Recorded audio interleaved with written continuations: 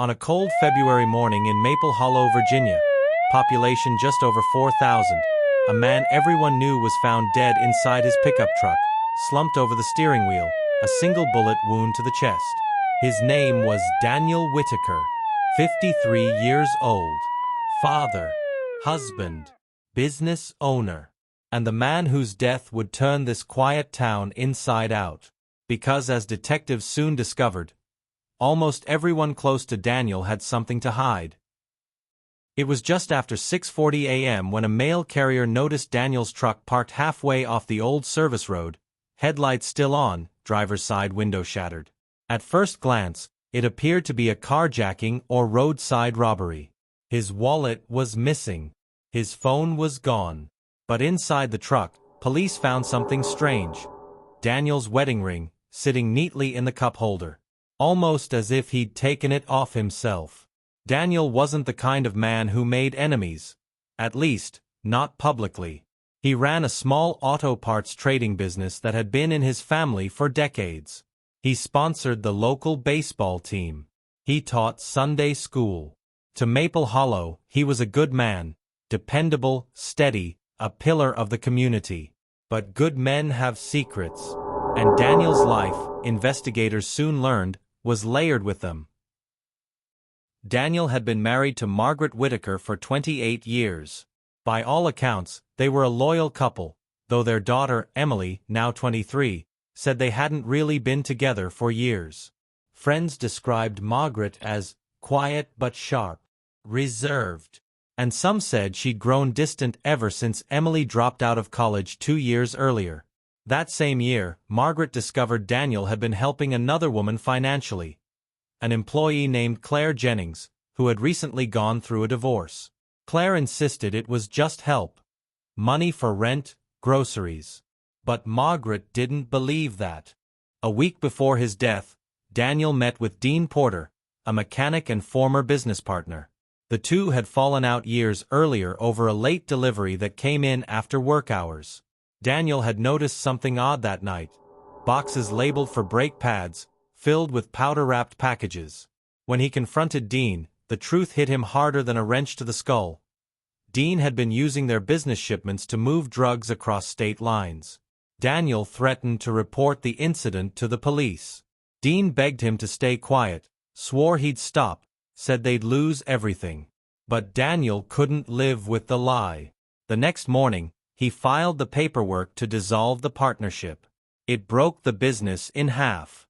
Dean lost everything, the customers, the trucks, even the warehouse he'd mortgaged to fund his secret trade. Witnesses claimed that Dean still held a grudge. The night before Daniel's death, someone saw Dean's truck outside Daniel's warehouse.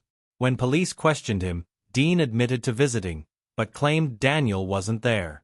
Still, investigators couldn't ignore what came next. Dean owned a registered firearm, a .38 revolver. The same caliber was used in Daniel's murder. Then came another twist. A hiker found a burned cell phone near the old quarry, just 2 miles from where Daniel's truck had been found. Forensics revealed it was Claire Jennings' phone, destroyed sometime after midnight. Inside were deleted messages between her and Daniel. Their tone wasn't romantic. They were angry. She accused him of lying, of backing out of their plan. What plan? No one knew. But Claire's alibi placed her at home that night, with her teenage son. And he confirmed it. With no proof otherwise, investigators had to let her go. For weeks, the case stalled. Every suspect had a motive. Every story contradicted another. Then came the forensic breakthrough. Traces of gunpowder residue were found not on Daniel's seat, but on a wool scarf recovered from the passenger seat. The scarf belonged to Margaret, his wife. Detectives confronted her. Margaret admitted she'd gone to see Daniel that night, to talk about the marriage, to tell him she knew about Claire, and about the plan. But she swore she never fired a gun. According to her, Daniel had called her out to the Hollow Road himself, to explain everything. He told her he'd been in debt, that his business had been losing money for months. He said he was scared of the woman he'd helped. Then, Margaret said, another car's headlights appeared behind them. Daniel stepped out of the truck to see who it was. Moments later, a single gunshot.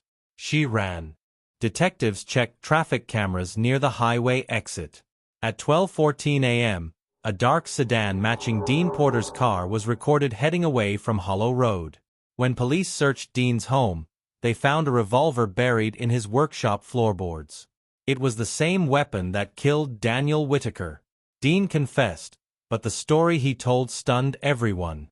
He said Daniel had hired him to stage a break-in at the warehouse to make an insurance claim, but when Dean backed out, Daniel threatened to expose his past criminal record. Dean was finally rebuilding. A growing business. A chance to win back his daughter. But if Daniel talked, it was all over. They met that night to settle things, and it turned violent. Dean insisted he didn't mean to kill him. The gun went off during an argument. Daniel Whitaker's death was ruled a manslaughter, not a murder for hire or a crime of passion. Dean Porter was sentenced to 18 years in prison. But even after the case closed, Maple Hollow never felt the same. Because Daniel's story wasn't one of villains and victims. It was about human weakness, secrets, pride, and the quiet cracks that grow beneath ordinary lives. His daughter still visits his grave. His wife moved away. Claire disappeared entirely. And the people of Maple Hollow are left asking the same question we all do.